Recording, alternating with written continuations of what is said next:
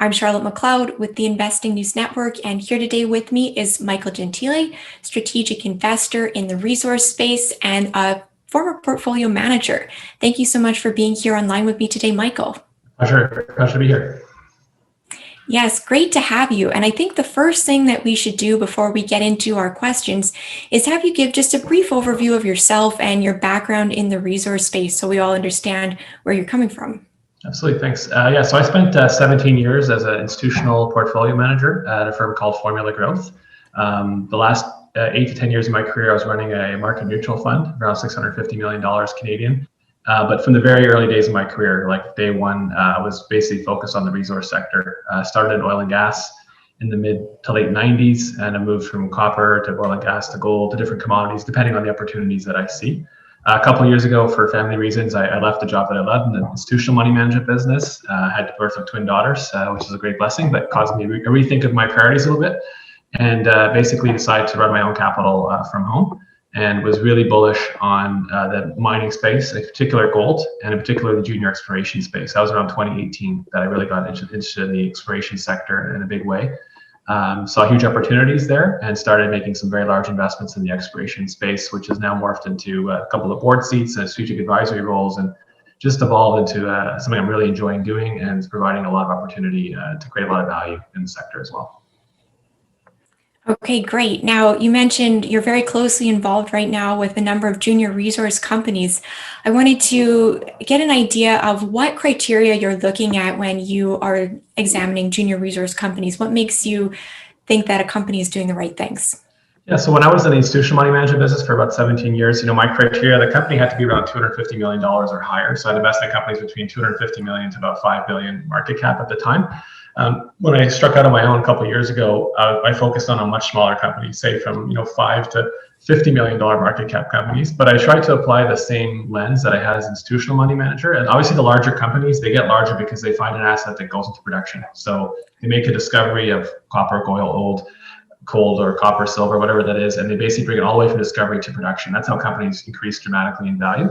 So I tried to apply that same approach, saying with these really small companies, even though they're early stage, do they have the attributes to become a producer? Is this asset special enough to become a producer in the future? As many of your viewers may know, 95% of exploration stories never end up being a mine, right? So a lot of them end up being not successful investments. So if you can identify as early as possible in a company's life, and hopefully as early as possible in the market cap life of the company, if it's got potential to become a producing asset, that's how you can make 10, 20, 30, 50 times your money in these stocks.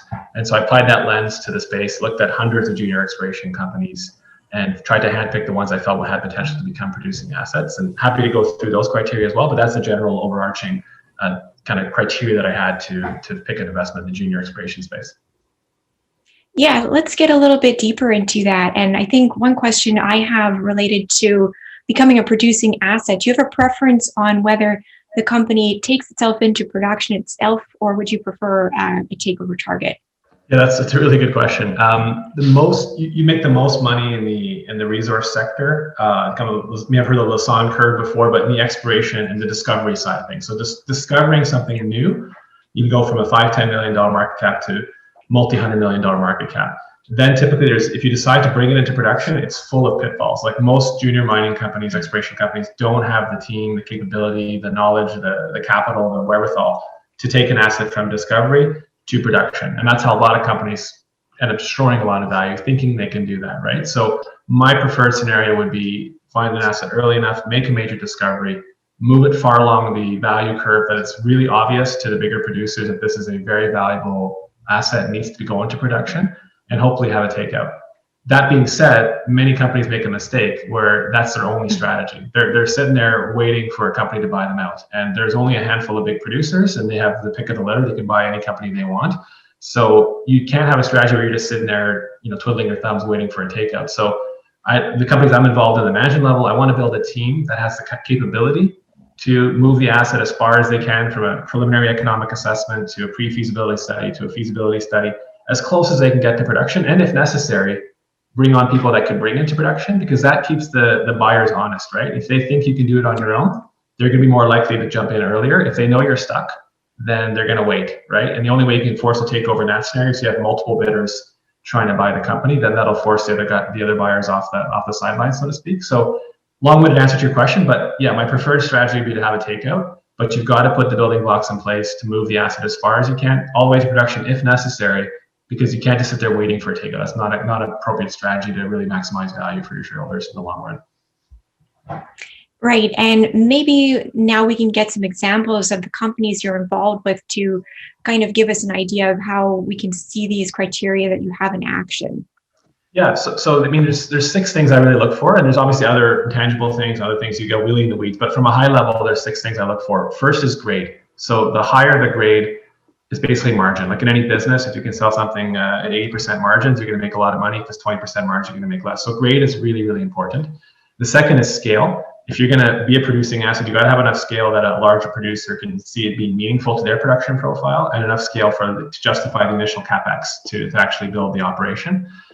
Third thing is location, but it's not what you think by location, in the sense that, you know, people have a bias towards North America, Canada, US, and they're great places to build. But I look at the location within the location. So what location within the country you are, what part of the country you're in, is there a license to mine there, like a social license? Do the people want mining in their province, in their city? Is the government supportive of mining? Are the rules fair? And can you move an asset from discovery to first production quickly or not, right? So doesn't necessarily mean North America, it can be, but location. And then on top of that, I look for infrastructure. So location-wise, is there power? Is there roads? Is there access to water? That lowers your cost dramatically. Best thing I like to see is there existing producers next to you. Are there already mills nearby that have already been built for hundreds of millions of dollars that can take your ore instead of having to build a mill on your own? That's definitely a huge advantage. So location would be very important. You'd also want to have exploration sizzle or exploration upside. So you have a defined resource or defined discovery, but how much blue sky is there? How much upside potential beyond what they have currently is there on geologic discovery? And then I move into the management team. So do they have a solid geological team? Do they have someone on the board or the management team that's made commercial discoveries before and knows the difference between finding gold and finding commercial quantities of gold? So a real smart geologist that can really do that. And then one that's often very forgotten is capital markets. Do they have someone on their management and board who understands how capital markets work? Because you can destroy a tremendous amount of value if you don't understand that. And that's where I brought a lot of value to these mining companies I've worked with, is understanding capital markets better. When's a good time to finance your company, when's not, and also what kind of financings are appropriate for the stage of the company they're in, right? So those are kind of the 6 things I look for. In terms of examples, I would say Radisson Mining is one where I'm on the board of directors. It's the highest grade undeveloped asset in Quebec. So that ticks my box for grade. It's got about 400 to 500,000 ounces of resources, but I think there's potential for multi-million ounce resource there. So it's going to tick my box for scale. Location-wise, it's in Cadillac, BTB gold mining belt. It's one of the most prolific mining camps in the world. 80 million ounces already produced where they are. There's 6 mills, producing mills within 75 kilometers of their deposit. So they're clearly, if they find more economic quantities of gold, it's very easy for them to be produced by someone else for them. The team has been upgraded the last couple of years with good geologists, solid understanding of capital markets, and honestly, basically, geologically speaking, it's one of the most prolific areas in the world to find gold, and so the highest grade deposits yet to go into production. So those are the key attributes that would kind of fit the criteria. I just joined the board in February. I'm one of the largest shareholders, so I always have to put my money where my mouth is, but I definitely think that asset has potential to become a producer in the future. Perfect. And let's hear a little bit more about what you do when you become involved with a company from that capital markets perspective. What are the kinds of things you might look at and see, or say, this is how we can do this a little bit better? Yeah, so at the board level, I like to see a strong level of engagement from the board. I like to see strong level of insider ownership. So definitely like to see board members that are willing to write checks and to invest in the company, so they're acting exactly like the shareholders would want them to act. I like to see smart decisions on capital financing, on marketing and capital financing. So in that perspective, my number one rule of mining is, Warren Buffett has a rule that never lose money. That's his first rule in a stock, and his second rule is don't forget rule number 1, sorry. In the mining sector, my rule for junior exploration companies is never run out of money. And rule number 2 is don't forget rule number 1, because if you run out of money in the exploration space, you're dead. That's when you have to do heavily diluted financings, and you can obliterate a lot of shareholder value. So I like to capitalize my companies with at least 2 to 3 years of overhead in terms of being able to pay their basic expenses, and then have a well-funded exploration program so that the market knows they don't need capital, and therefore the only place to buy shares is on the stock market, not waiting for another financing. So that's really important.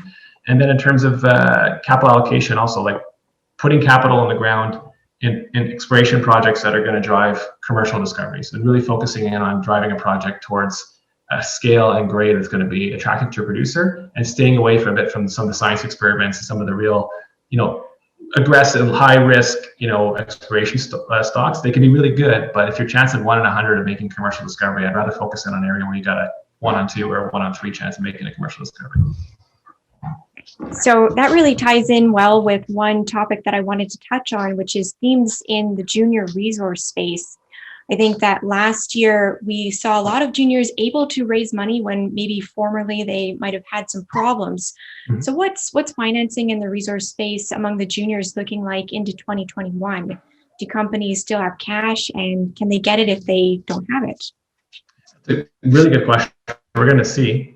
So as you're right, last year was a pretty first really robust year for gold financings, probably in 8 or 9 years. I mean, the end of 2019 was a little better, but 2020 was really the first year where junior exploration had access to capital, and significant access to capital. As you know, the gold price has cooled off a lot since the highs in August. Sentiment has decreased dramatically in the gold sector. So I would say it's going to be harder to finance these companies in 2021 than it was in 2020. I don't think it'd be anywhere as difficult as it was in 2013, 2014, 2015, at the real lows of the market.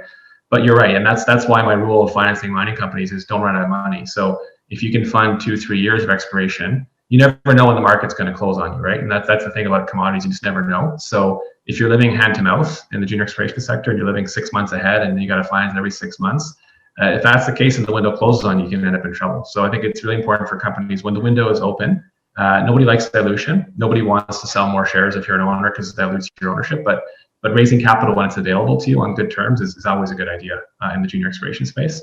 We'll see on that. And I think if financings become more difficult, I think you'll see more M&A. I think you're going to see more M&A anyway in the sector. But I think if the financing window becomes more difficult, it's probably going to force more mergers and acquisitions into the sector where the companies that have capital can take advantage of the ones that don't. So we'll probably see a lot of that. That being said, I am bullish on gold. I think gold is going to rebound, so that probably should augur well for more financings. But in the current situation, I would say it's a bit harder to raise money than it was 6 months ago for sure. All right, and we'll get into talking about gold in just a little bit. I want to ask a follow-up question on the M&A. You mentioned maybe if companies can't raise money, that might be something we see more of. But in general, do you think we'll see more of it this year? Just because last year, I know it was a little harder for companies to be doing due diligence on deals due to COVID and things like that. Absolutely. Before M&A, you saw a huge wave. Before COVID, you saw a huge wave of M&A, right? You saw the mega mergers, Barrick and Randgold. You saw Newmont and Goldcorp get together. You saw a whole slew of mid-tier gold producers merging together. And then COVID hit, and the gold price went up a lot. So the financing window is open for a lot of these companies. But the ability to do site visits and due diligence was completely eliminated for the greater part of the last 12 months. So yeah, I think you're going to see a lot more M&A in the sector, regardless of what the gold price is. As soon as site visits can be rebooted, and hopefully that'll be the next few months as the vaccine rolls out and COVID starts to wane here, you'll probably have the last box. So you can do a lot of due diligence from your office. You can, read through the technical reports and you can talk to the engineers. But most companies definitely want to kick the tires and see the mine and see the core before they do an acquisition. So I think when that comes back, you're going to see probably a big wave of M&A. The reason why I think you're going to see it is, the liquidity's gotten more and more important for, institutional investors like I was for 17 years. When I first started 17 years ago, buying $100 million cap was acceptable. And then it became 250 million, 500 million, $1 billion, 2 billion, 5 billion as your minimum threshold for a large institution that runs billions of dollars to invest in a mining company. So that's why Barrick and Randgold got together, Newmont, Goldcorp, why the mid-tiers emerging. So if you're stuck at a $250 million valuation, it's very, very hard for you as a company to get the attention of larger investors. And the larger companies are trading at much, much higher valuations, for cash flow or net asset value versus the smaller companies. So it's very accretive for those larger companies. If you're trading at 5 billion market cap to buy a smaller producer for $300-400 million, if you're twice the valuation, it's a wildly accretive acquisition for your shareholders. So I think you're going to see more M&A like that, and you're going to probably see more companies trying to emulate Barrick and Newmont. And get bigger and become those, mega producers where they get more liquidity, more recognition by the market. So you're going to see quite a wave in the next couple of years of M&A. Okay, yeah, that's very interesting. I think we should move on and finally get your thoughts on gold. Obviously, you're bullish on gold. You're involved with a number of gold companies, but tell me a little bit more about your thesis behind gold. What makes you excited about it? Yeah, I mean, the thesis is pretty simple. For me, it's basically there's way too much debt in the world. If anything, the pandemic, I mean, we had way too much debt before the pandemic, but the pandemic has just put a turbocharge into that thesis. So, we've seen incredible amounts of money printing in the last 6 months to a year. And people are very fixated on the impact on the economy and stimulus and how it's holding up the stock market, but no one's really done the math to add up how much debt's left over after the party's over. It's gonna be one heck of a hangover after this debt binge is over. And I give some round numbers in the US, the biggest economy in the world. Post this pandemic, post Biden stimulus plan, I expect about $30 trillion of debt federally at the US government level. Pre-pandemic, 2019 was one of the best economic years in the history of the US in terms of low unemployment and record growth. So they're a pretty hot economy in 2019, and they had a $3 trillion revenue line and $4 trillion of expenses. So even in one of the most robust economies in the last 10 years, in 2019, they're running a $1 trillion deficit per year. Of that $4 trillion of spending in 2019, 400 billion or 10% was interest expense.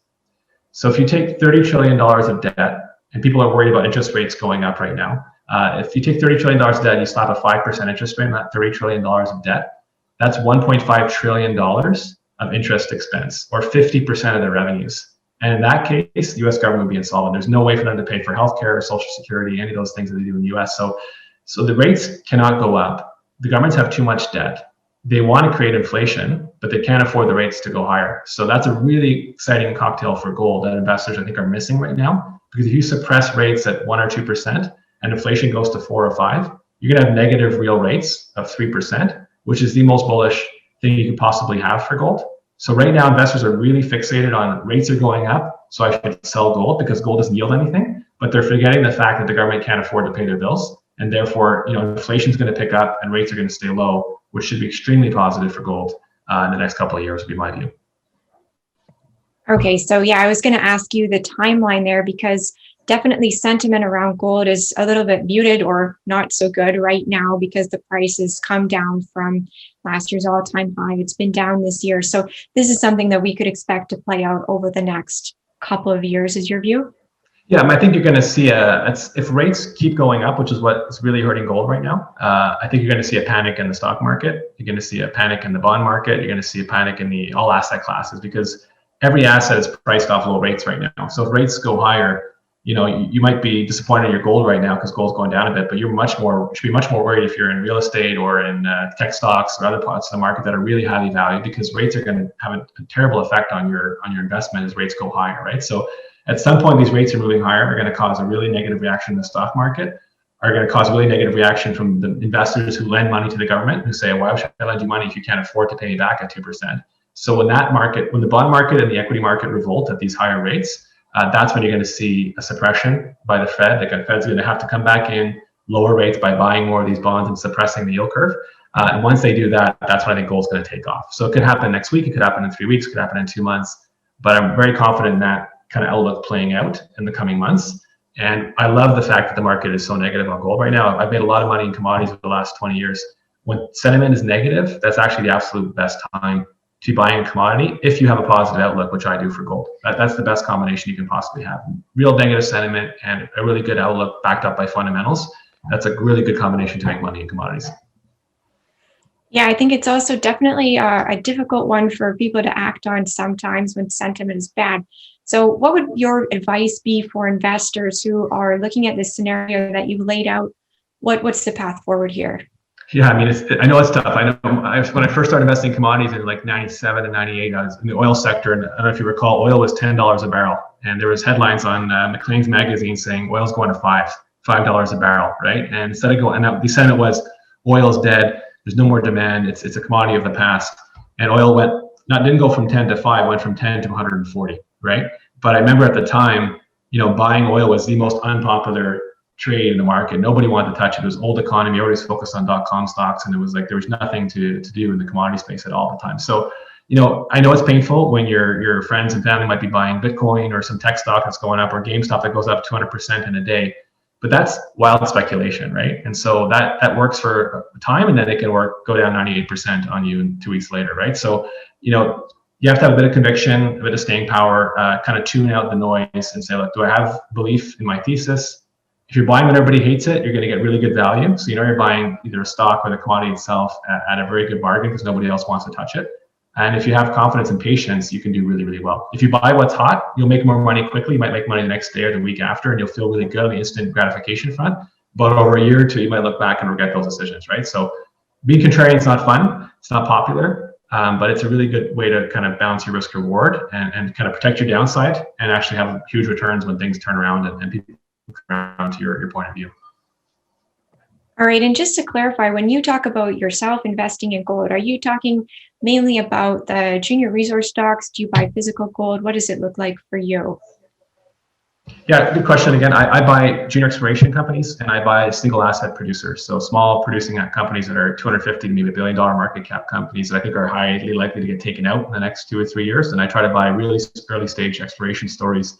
Like I said earlier, that I think have the potential to go from early stage to producing asset and eventually getting taken out. So if you're bullish on a commodity and you think it's going to go up, you're much better off buying the producers of the commodity than you are buying the physical, because as the gold price goes up, you get leverage, right? So if you're making $200 an ounce when gold's $1,300 an ounce because your costs are $1,100, if gold goes to 2,000, your margins go from $200 an ounce to $800 an ounce, right? So your upside is much bigger owning the producers than it is owning the physical.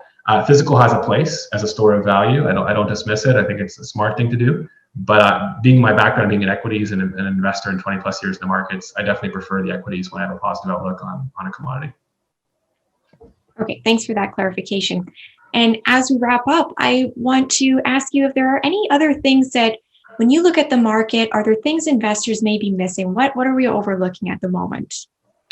I think in the overall market, and I'm not sure if that's up to your views, but in the overall market, I'm quite concerned. I'm seeing levels of frothiness and speculation and bubble-like behavior that I haven't seen probably since 1997 to 1999, to be honest. And I think it's actually worse now than it was in 97, 99, because 97, 99, it was fixated on the dot-com or technology sector, whereas right now, pretty much every sector of the market is getting overvalued due to this massive money printing. I saw online there was a LeBron James video that was sold for $205,000, that you could have downloaded for free on YouTube 6 months ago, but it had a blockchain associated with it. I'm seeing online art sell for millions of dollars. Just some really kooky, some of the stuff you're seeing in the cryptocurrencies and the tech sector, penny stocks that are going up 500,000%, GameStop, AMC theaters. Like some of this stuff is really wildly speculative that you typically only see at the very end of a bubble period. And that can last for, I'm not Dr. Doom here, I'm not saying if the party's over tomorrow, but you typically see that in the last 6 months to 2 years of a market bubble. And they never tell you when the music stops, it's really ugly. Like in 2001, most stocks went down 90%, like speculative kind of stuff people are now. So people have to be aware of that there is a lot of euphoria and speculation and frenzy in the market right now. And they may want to downcast the risk in their portfolio a little bit, maybe diversify into gold, put some cash, but just take some money off. If you've had a good run in the market, taking some money off the table would not be a bad thing here to make sure that you have money on the other side of the correction, because these things don't last forever. And this kind of behavior is typical of late stage market tops, in my opinion. Yeah, I think that's a great point to end on. Thank you so much for being here to talk about the resource space with me. It was great to get to know you. My pleasure. Thanks so much for having me on. All right. And once again, I'm Charlotte McLeod with the Investing News Network, and this is Michael Gentile.